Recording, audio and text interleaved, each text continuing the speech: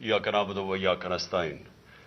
मेरे पाकिस्तानियों, आज मैं एक आपके सामने ये हंगामी जो मीडिया टॉक करने लगा हूं, ये एक ऐसी खौफनाक और दर्दनाक और तकलीफदेह चीज़ है कि मैं समझा ये इंतज़ार नहीं कर सकती कल के लिए। मेरे साथ जावेद अली बैठे हुए हैं, एक तरफ उस्मान डार जो हमारे सियालकोट के प्रेसिडेंट हैं। मैं ज़रा अब आपको सिर्फ बताना चाहता हूं कि यहां हो क्या रहा है इस मुल्क में। मैं अपनी कौम को आगाह करना चाहता हूं कि पाकिस्तान को किस तरह एक बनाना रिपब्लिक बना दिया गया है। ना यहां कोई किस कानून की फिक्र है ताकतवर को, ना उनको फिक्र है अपने आइन की। हमारा जो आइन है उसका शिक आर्टिकल 14 वो वाज़े तौर पे कहता है कि हर इंसान की इज्जत की हिफाजत की जाएगी, हर इंसान की डिग्निटी को प्रोटेक्ट किया जाएगा। ये हमारा आइन हमें हक देता है। लेकिन जो ये जावेद अली से हुआ, ये मैं इसके मुंह से आप सबको आपको सुनना चाहिए कि इस इंसान से हुआ क्या।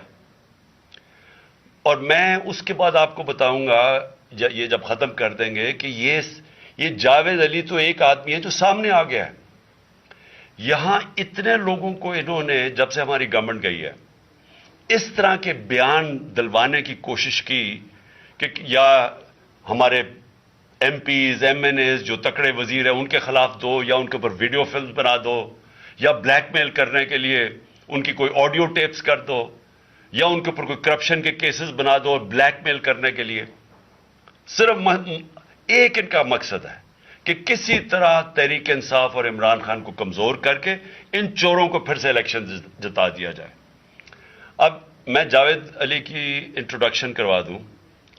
इनको उस्मान डार ने, जो क्लास 4 होती है, जो क्लास 4 की नौकरी होती है, वो नौकरी दिलवाई सियालकोट में। ये खुद बताएंगे कि इनकी नौकरी एक चौकीदार थे जी, चौकीदार की नौकरी थी। इनको उठाया गया, पुलिस ने उठाया, और उसके बाद नामालूम अफराद ने उठाया, और अब इनसे पूछे, इनकी ज़बानी पूछे कि इनसे किया क्या गया। फिर मैं वापस आता हूं आपके पास। बोलो जावेद। अस्सलाम वालेकुम जी, मेरा नाम जावेद अली है। मैं चौकीदार की नौकरी करता हूं एजुकेशन डिपार्टमेंट में। तो मुझे उधर बुलाया जाता है कॉल करके कि आप आएँ इधर और आप सैलरी अप्लाई करें और आपको जो है ना आपकी सैलरी मिले। मैं उधर गया हूं और मुझे उधर सुबह 11 बजे से लेके तकरीबन 3-3:30 बजे तक बैठाया जाता है। आप बैठो, करते हैं। तकरीबन उधर 4 बजे के करीब 7-8 पुलिस वाले आते हैं। वो उधर से मुझे पहले हथकड़ी लगाते हैं, बाद में मेरे आंखों पे ऊपर शर्ट बांधते हैं और ऊपर चोला डाल लेते हैं कि जैसे मैं कोई दहशतगर्द हूँ। ठीक है। उधर से मुझे प्राइवेट गाड़ी में उठाते हैं और ले जाते हैं नामालूम जगह पे। उधर जाके मेरे ऊपर मार्क्स चढ़ा होता है, आंखें बांधी होती हैं।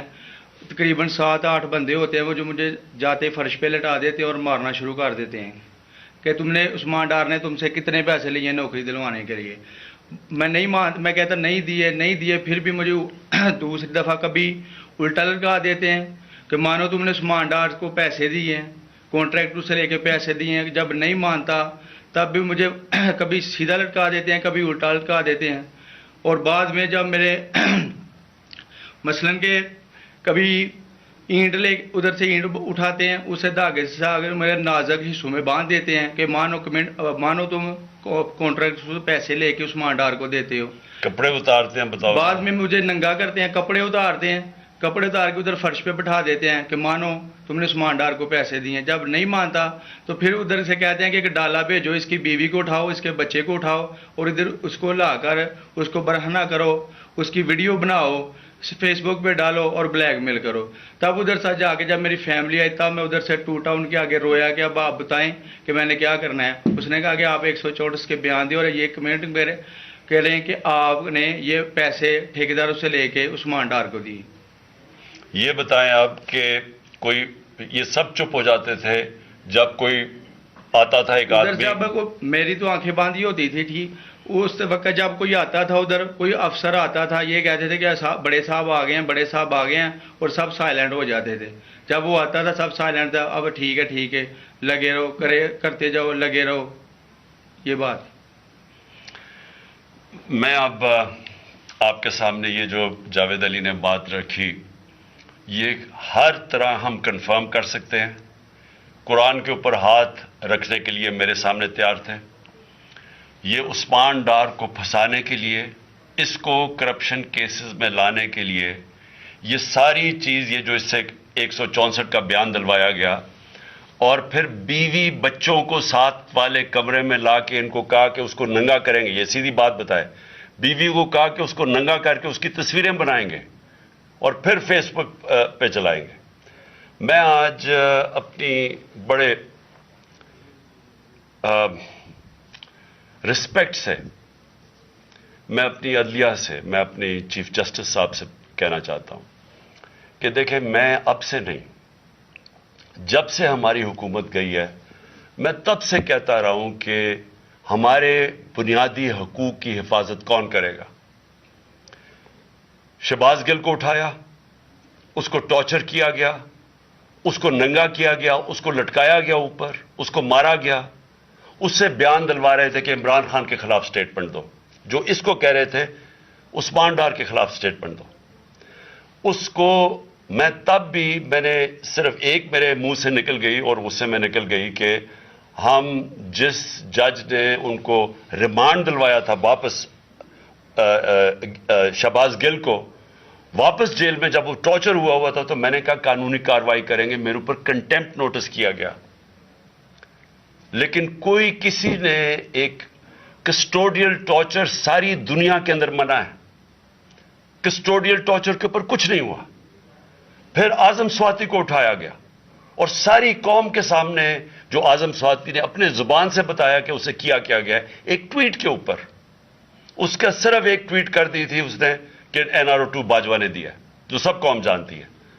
اس کے اوپر جو اس سے کیا گیا، پھر ویڈیو بھیجی گئی اس کی بیوی اور اس کی بیٹی کو.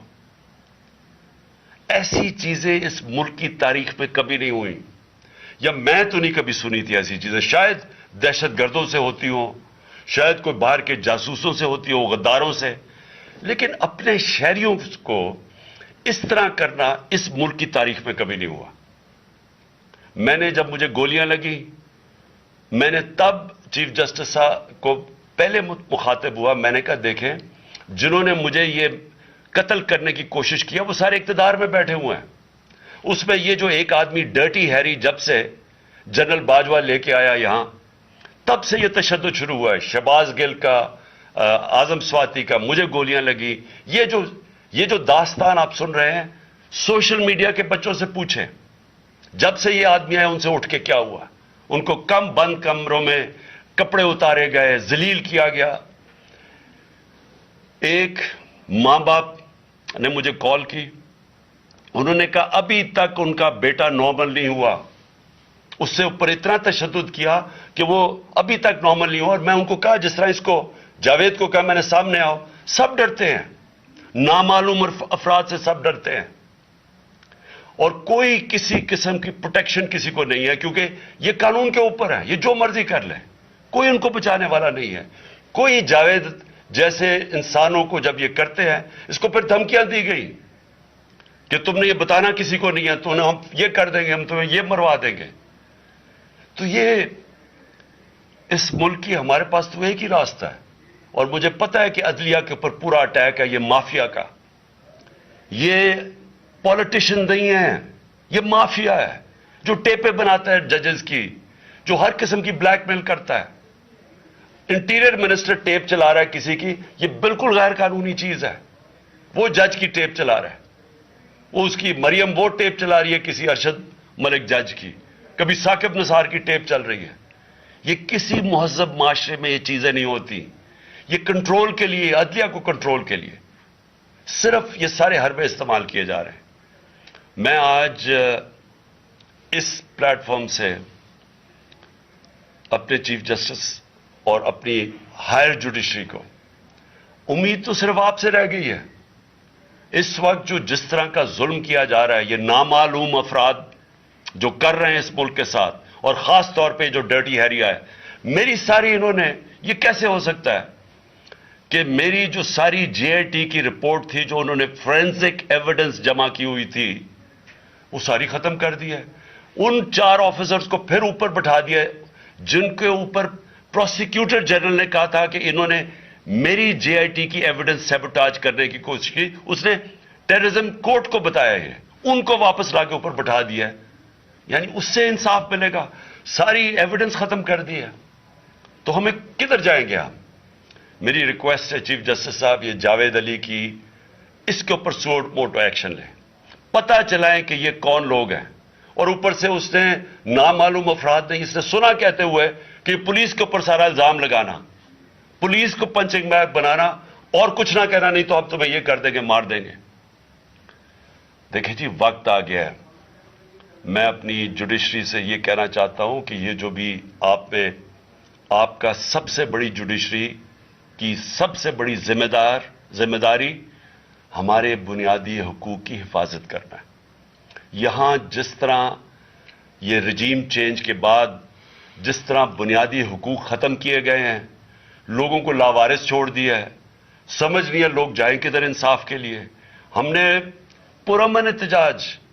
ایک پرامن احتجاج جیل بھرو تحریک شروع کی.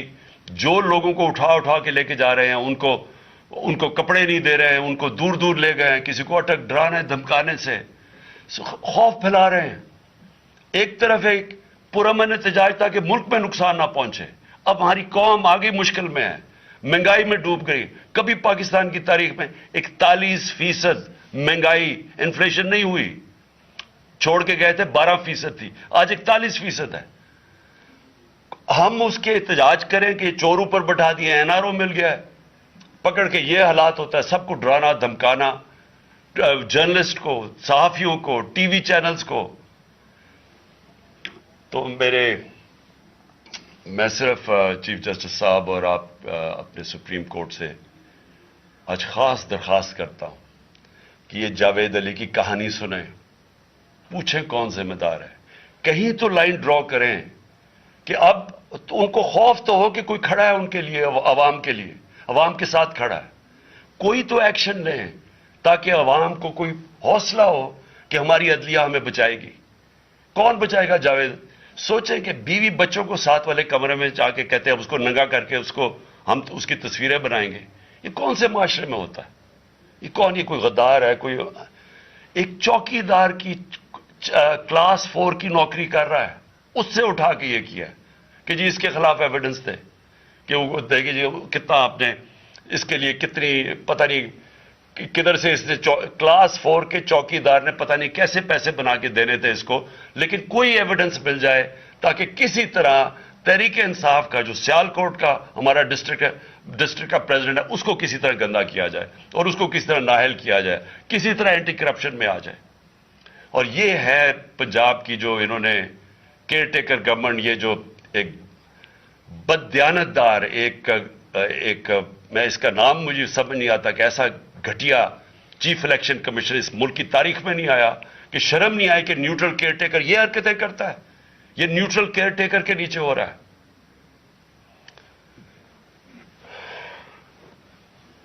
بہت بہت شکریہ.